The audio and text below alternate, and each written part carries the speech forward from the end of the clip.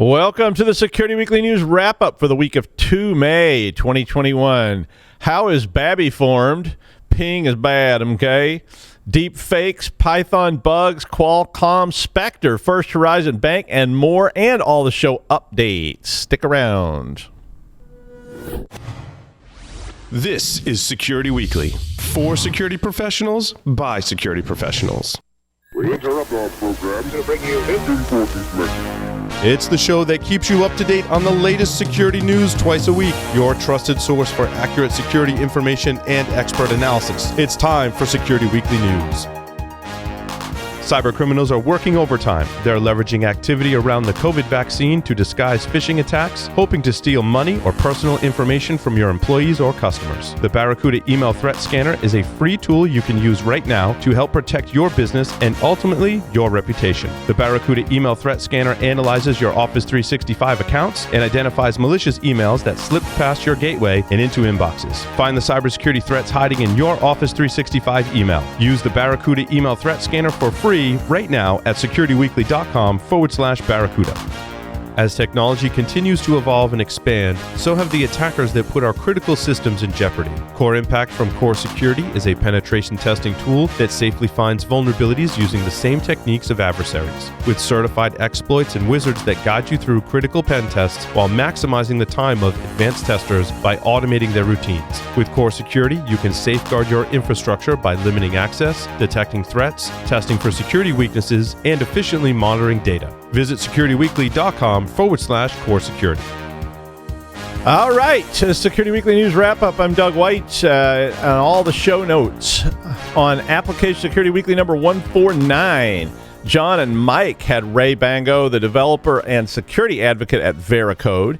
The topic was about security training that works.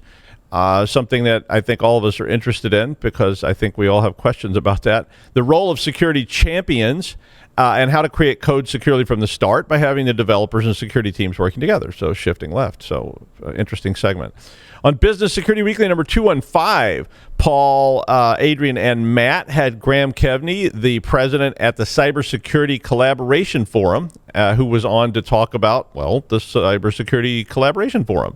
And they also talked about how peer-to-peer networks benefit CISOs. An interesting segment there, and especially if you don't know about Cybersecurity Collaboration Forum, you might want to check that out. In the second segment, the news, the Always Security Money Show, where the crew talks about, or the Always Exciting Security Money Show, where the crew talks about the Security Weekly 25 and all their investment information for the quarter. It's one of my always awaited segments that I wait to watch. I moved all my savings into Dogecoin. Is that a good idea? Maybe not.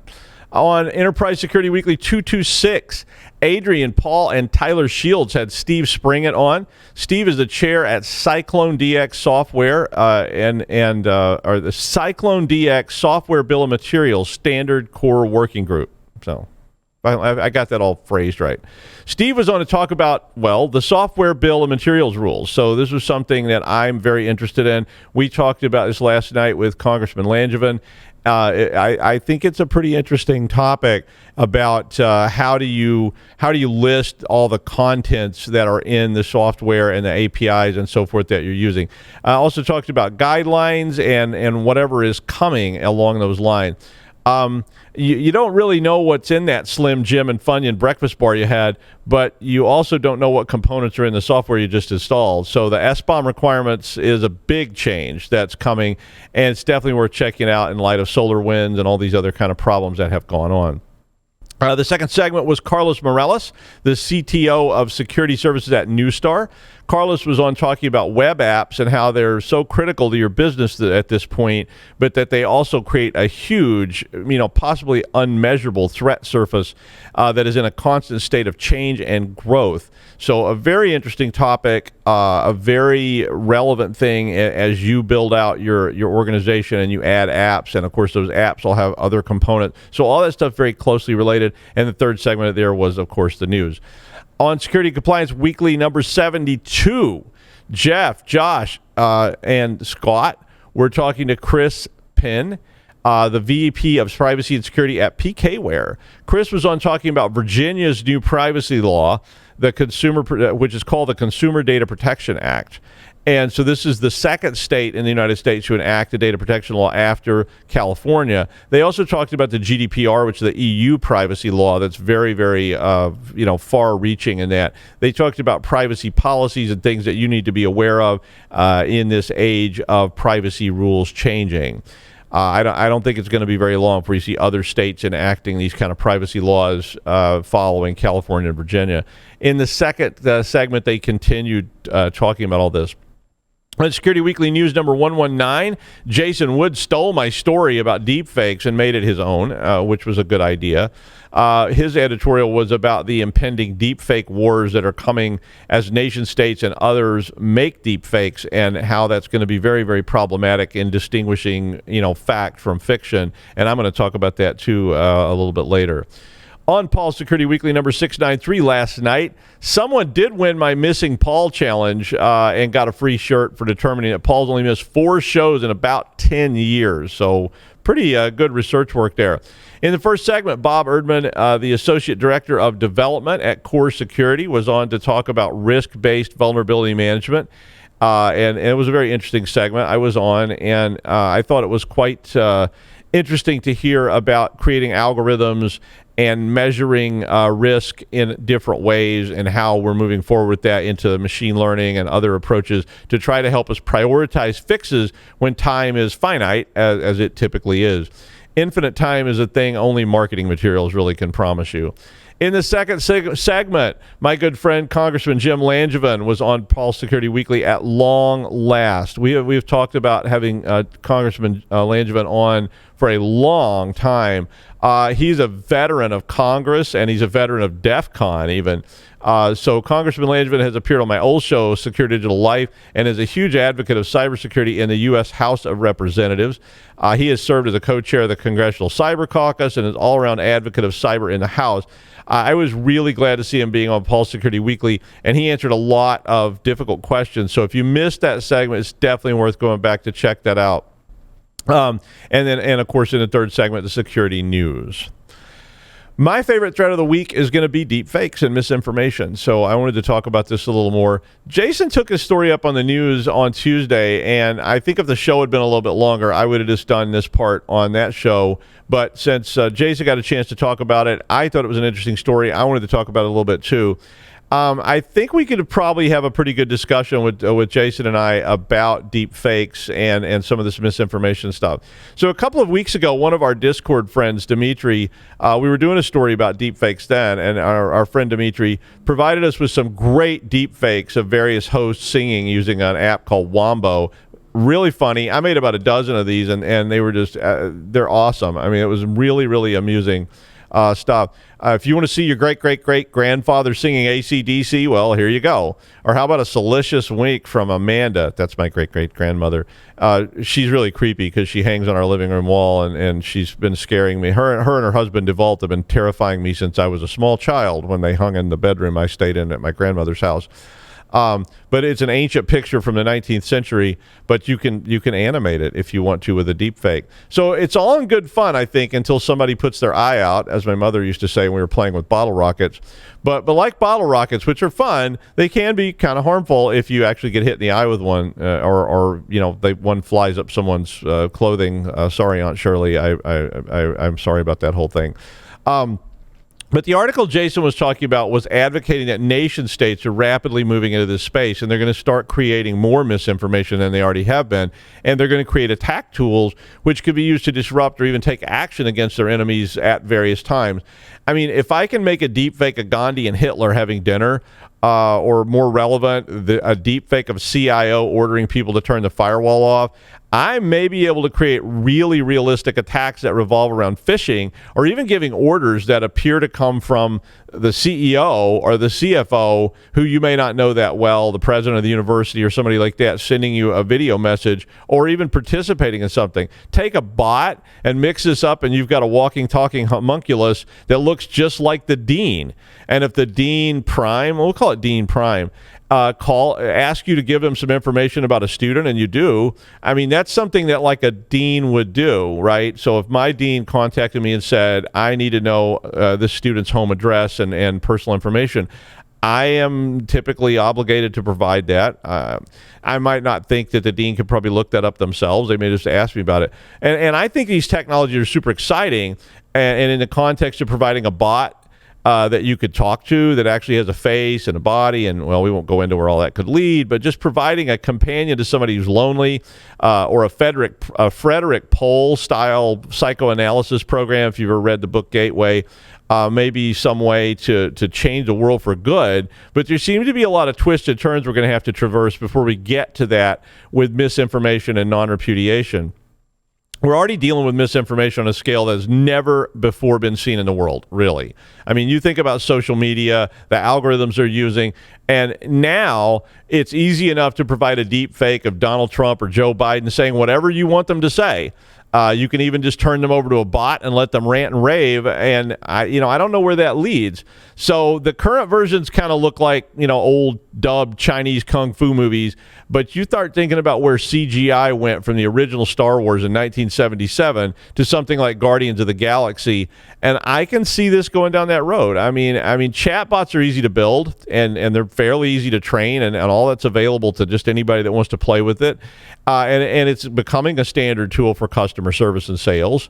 So why not? I mean, I can see them wanting to do that. But hey, you want to get on the cheer team? Have your mom deep fake your competition into compromising positions or porn, and then tell everybody.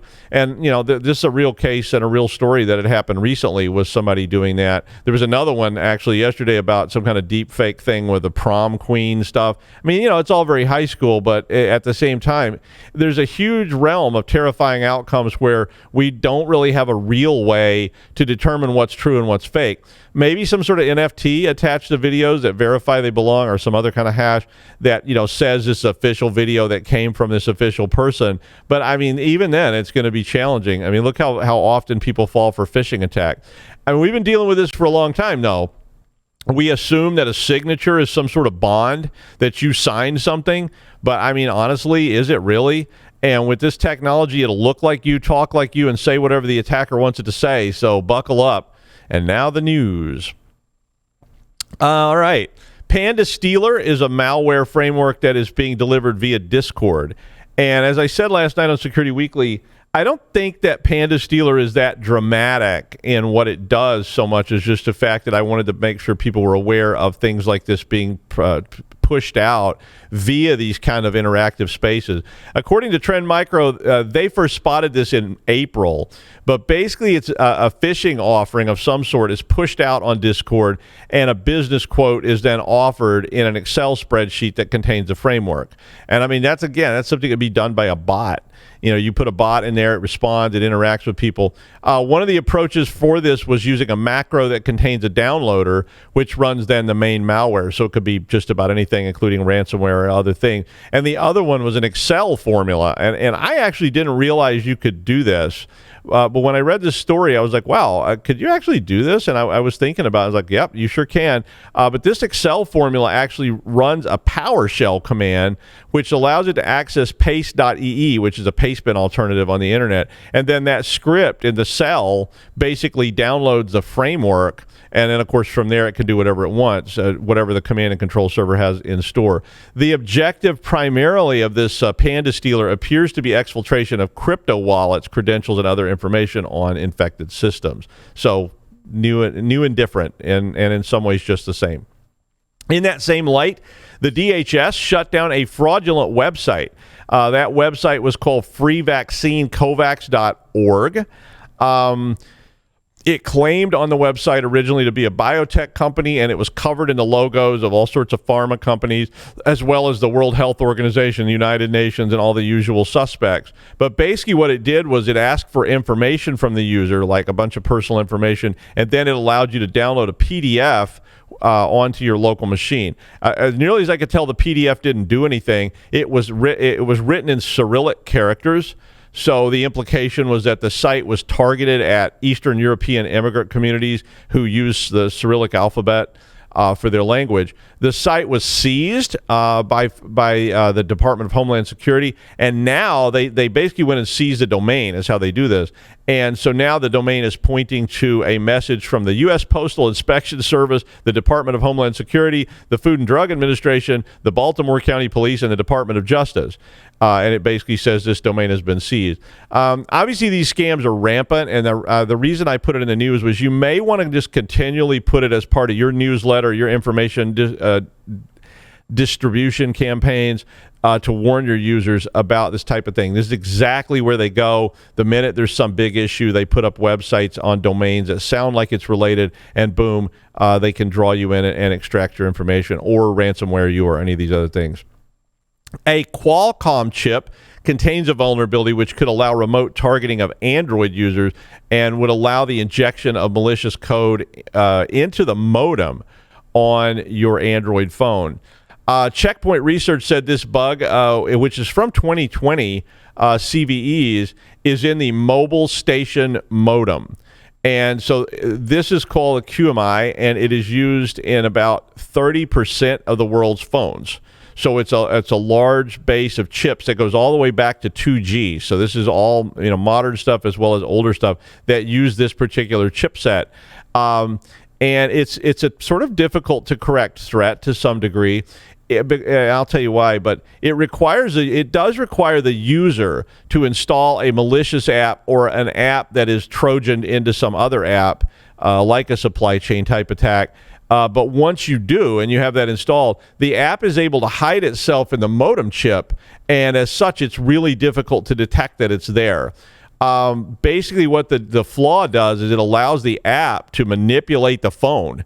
So once that happens and it's hidden away, someone could take over your phone, they could take over your SIM card, and they could unlock your phone remotely from your vendor. Qualcomm has issued a fix, but the problem with it is, and the reason it's hard to fix, is because you can't apply this fix. It has to go through your vendor, and so until that vendor of the model of phone that you have rolls out the patches and applies a fix for you, you're just sort of stuck with this threat. The article does have a lot of details about the attack, which centers around a heap overflow, so if you're interested in reading all the the grim details of how the attack actually works, that is provided in the link. One of the things that has always been a debate about, and at least for me, is about whether you should allow pings into your network. I don't typically, except I have special exceptions for just my IP because I typically want to test things, but I don't want other people to be able to ping sweep me or to ping flood me. I mean, ICMP, which is the protocol behind ping, has caused a lot of problems down through the years, from denial of service attacks to pings of death.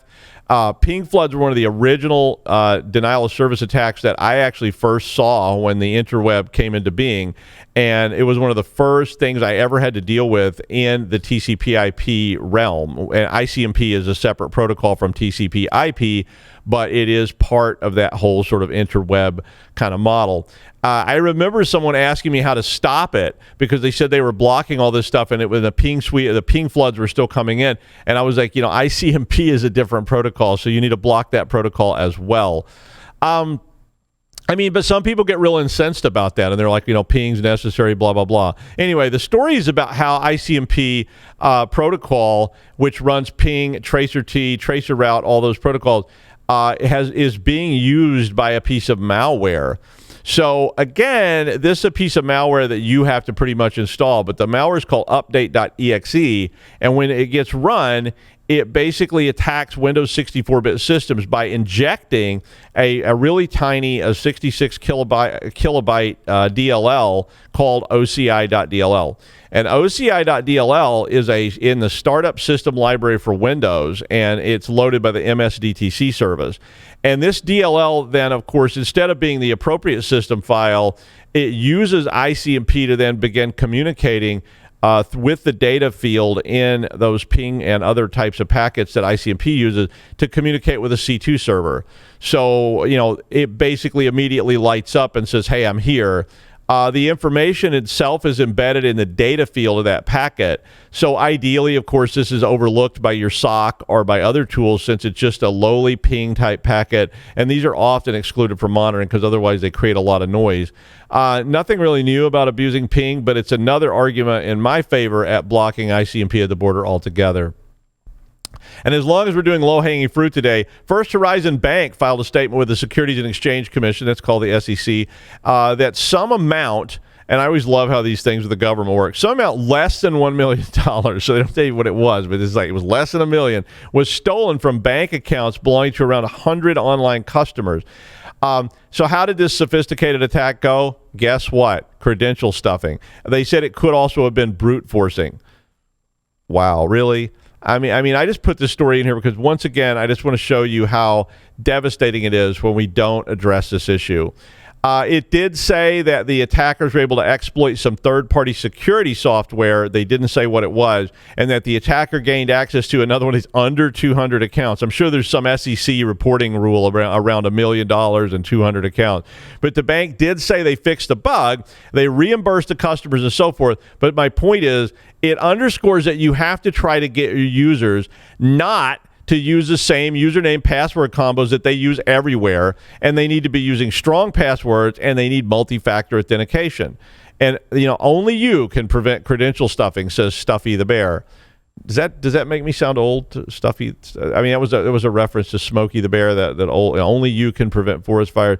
But Smokey the Bear, right? I know my daughter would say, if you have to explain the joke, it's no longer you are the joke. So that's what she always tells me. Wait, where was I? Okay. So I would be remiss if I didn't comment on what was the biggest headline this week, I think. Spectre is back. Not the one from James Bond, but the one from Intel AMD CPUs. Yeah, that one. So last night I did say on the show this seemed like a very esoteric attack.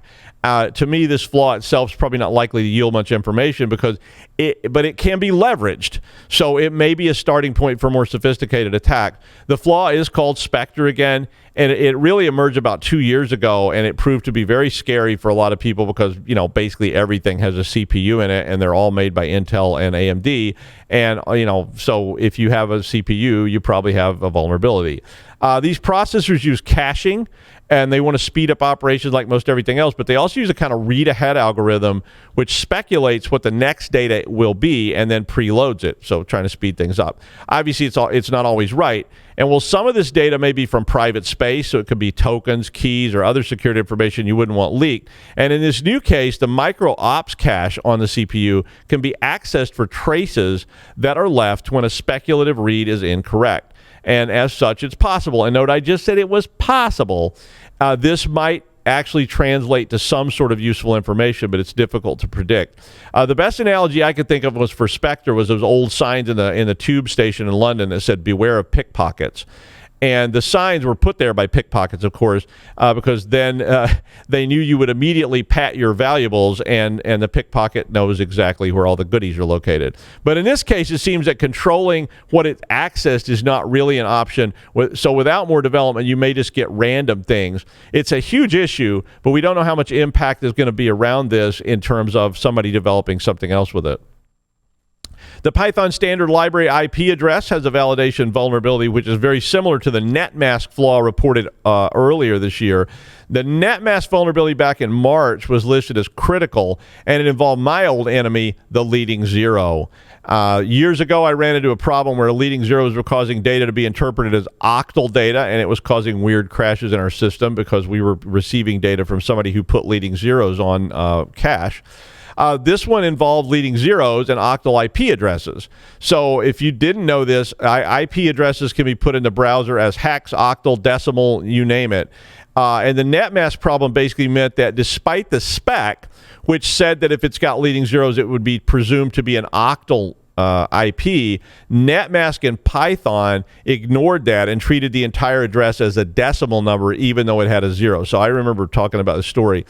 This meant that the code may misinterpret ranges or other information. So back to the current story. In this case, a similar problem occurs when parsing IP addresses using the IP address standard library. So beyond the netmask library, the IP address library also has this. And the assumption by the protocol is that the leading zero is octal, but the IP address in this case the Python function just strips the 0 off and treats the address as a decimal address. This problem was found in Python 3.8 through 3.10. I don't think it's a huge deal so long as you know it and you build your code accordingly, but assumptions are as cold as a well digger's breast bra, something like that. We never got those correct. And finally, how is Babby formed? A classic meme. Yahoo Answers message board was shut down Tuesday for the final time. The much maligned service had provided a venue for comedians, memers, pranksters, and I guess people that were generally confused about Babbies. I don't even know what a babby is, but I presume they were wanting to know where babies come from. It's probably like a 5-year-old.